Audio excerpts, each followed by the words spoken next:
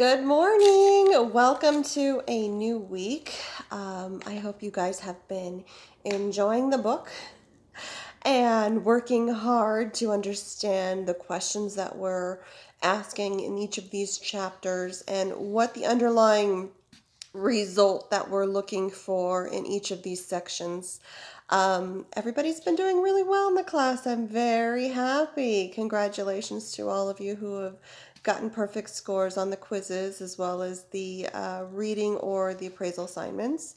I know there's a few questions that some of you have asked, and what I would like to say is please go back and reread the syllabus. I think a lot of you are not understanding what is being asked each week from you to complete this.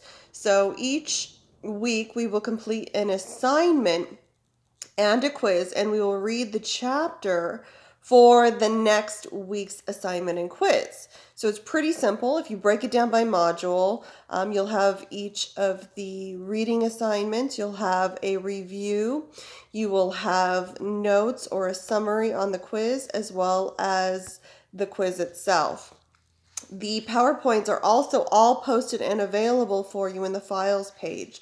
So if you have any questions or if you would like the book to be broken down for you, I still recommend you buy the book and you read the book. It's good to follow along with the PowerPoints. I won't always post a video each week, but I will do my best to be present and engaged and hopefully give you a face to this class that you can relate to and ask questions to. So going back to the first chapter, what we had here in this book, in this class with our Rockwell Publishing book, which is a great book, and I hope each one of you has had the chance to purchase it, receive it, and read the first three chapters. Chapter 1 is about, what is an appraisal? And by now, I hope you all know that an appraisal is an opinion of value. And the opinion of value by a certified registered appraiser is based on judgment and experience of that individual appraiser. So yes, each appraisal's judgment, each appraiser's opinion of value can be different from one to the next. And that's okay. Each person's experiences and education is completely different, as well as their opinions and their belief system. So my opinions will not be the same as yours or my fellow appraisers. And what we do is we base our decisions on hard facts and evidence, and we sway or we proceed to sway them into how we determined that value. So what is it that can be appraised? Basically, everything that we feel has value.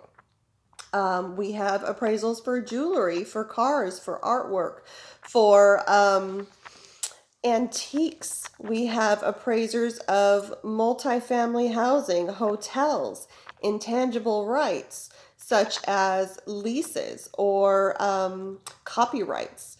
There are appraisals done for easements. There's appraisals done for hypothetical conditions. If you were to remodel your property, how much value would that add? So really, an appraisal can be done on anything that we as a society put value on. And it is the job of the appraiser to determine what is the fair market of the value of that specific item. To basically quantify the value in terms of what we exchange as a medium, which is money, for a particular item.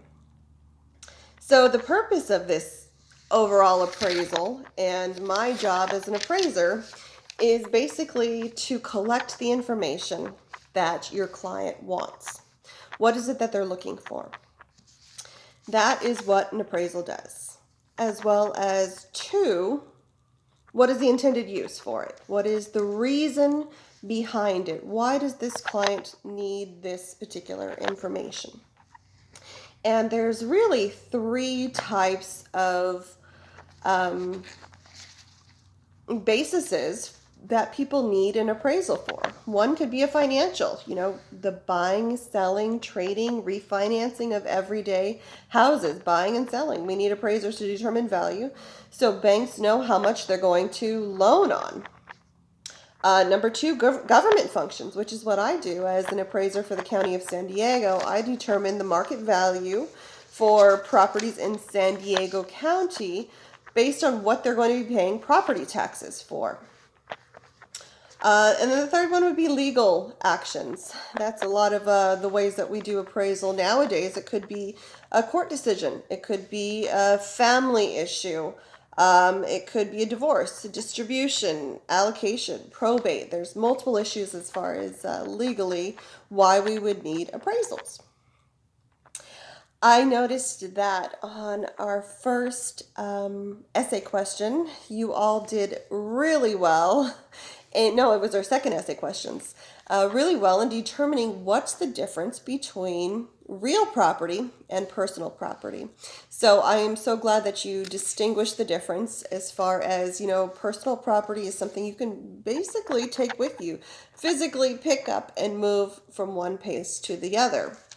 Whereas real property becomes part of the real estate once it is permanently attached or fixed in a method that is meant to be permanent. So that becomes real property. And you all did wonderful as far as your explanations on what's real versus personal.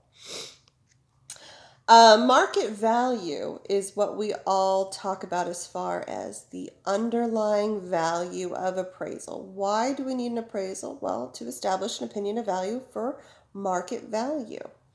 And if you look at page 33 in your book, which leads us to chapter 2, understanding value.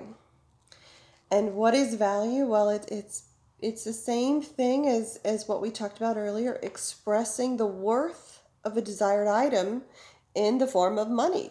How much is it worth? And there are 4 factors that have to be present in order to have value.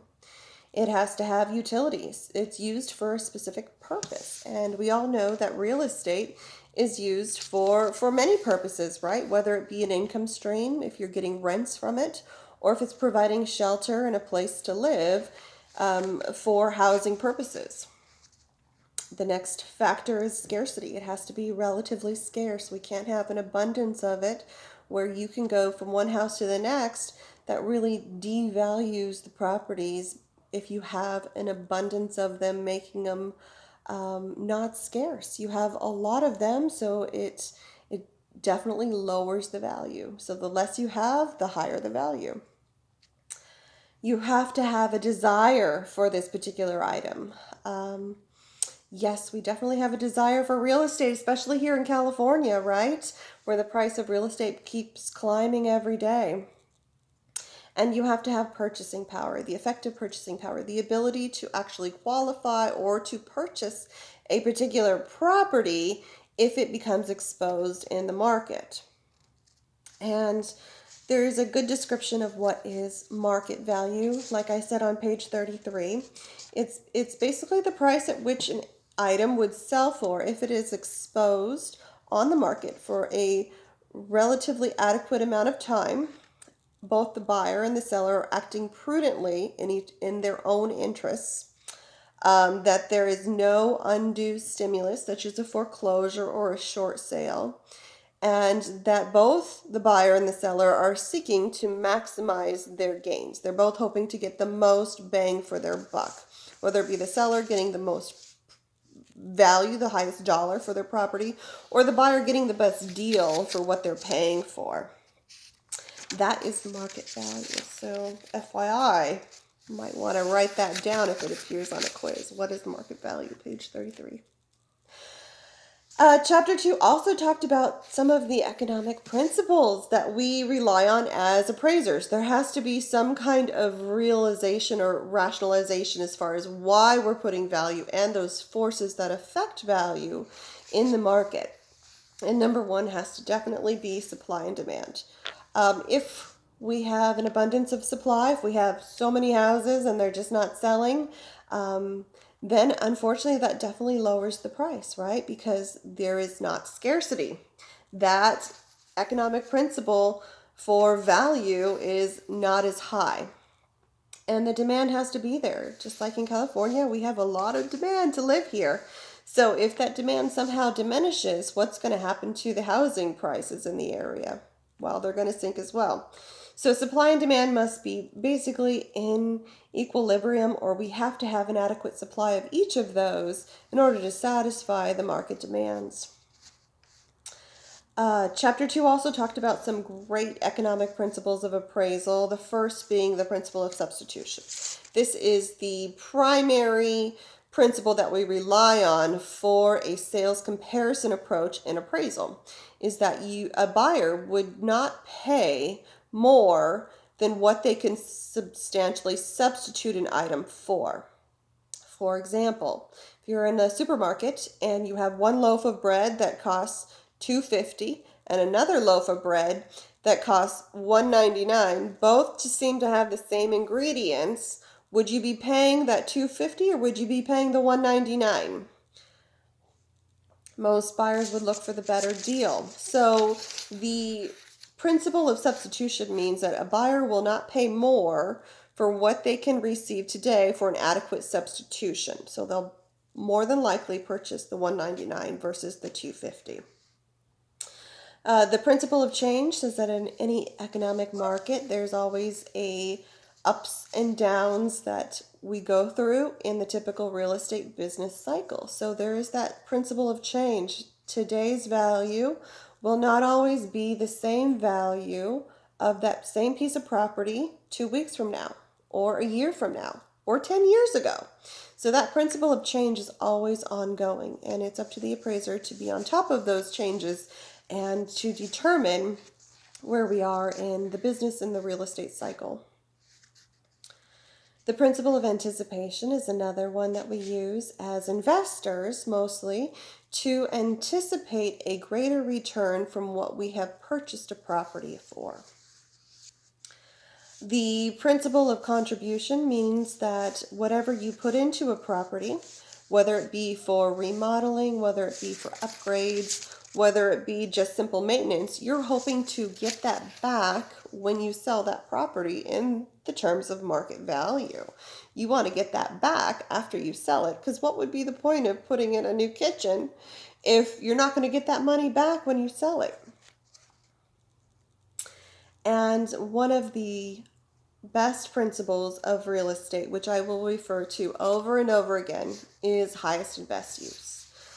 This is basically what can the property be used at in its highest and best form, which is one, legally permissible, physically possible, financially feasible, and economically feasible.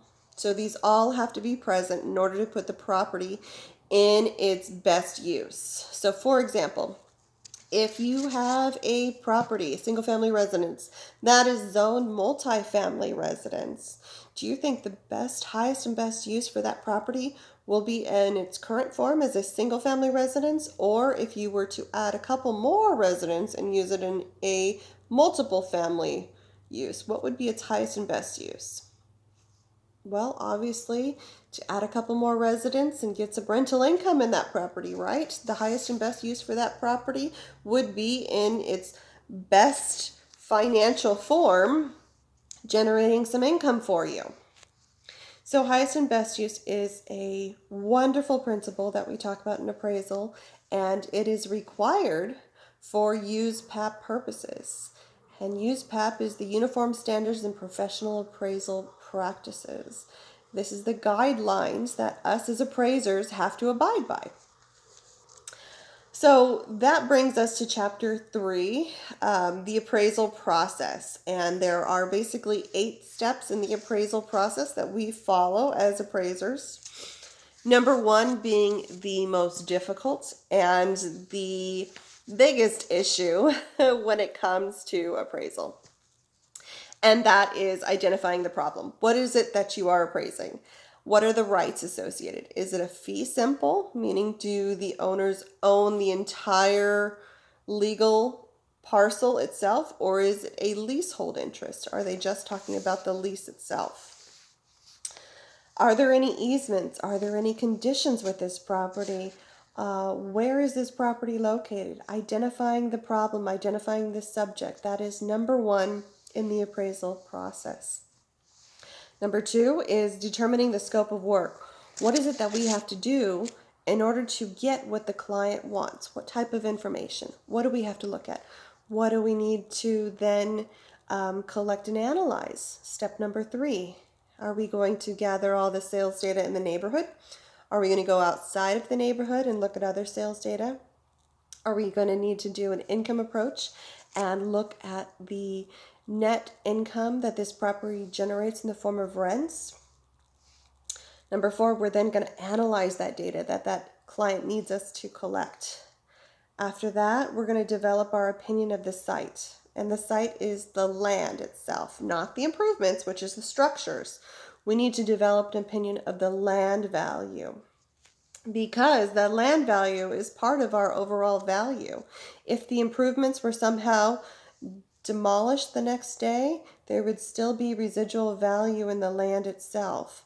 So let's say there was a fire and the house burned down. There's still value in the land itself. What is that land value? Number six, we need then apply the three approaches to value, and those are the number one, sales comparison approach, where we look at comparable sales in the neighborhood and we compare our subject property to those sales and make adjustments. We could also look at a cost approach, meaning how much would it cost to build this property as if it didn't exist, and then deduct for depreciation. That would give us our sales or our cost approach to value. And then our last one would be our income approach to value. How much value is this property generating in the form of income?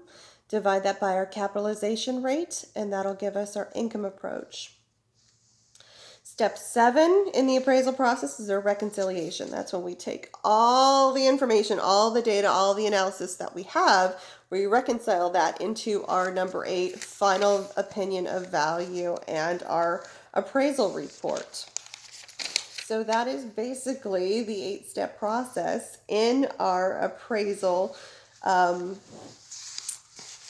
that we do as an appraiser. This is the appraisal process. We have these 8 steps that we do all at once or in each of the stages, and that is how we determine our market value. We have to definitely rely on what is the date of our effective value or our effective date of opinion of value. Will it be for when we did the site inspection of the property, or will it be in 2 weeks from now? We have to determine what is that principle of change. Will the value be up or down at that point? We have to determine if we're going to be using each of these 3 approaches, or at least discount the ones that we are not going to be using, and reconcile all the data that we collected and base our opinion on this data that we've collected. So I hope you all are enjoying the class, and I will see you next week. Good luck.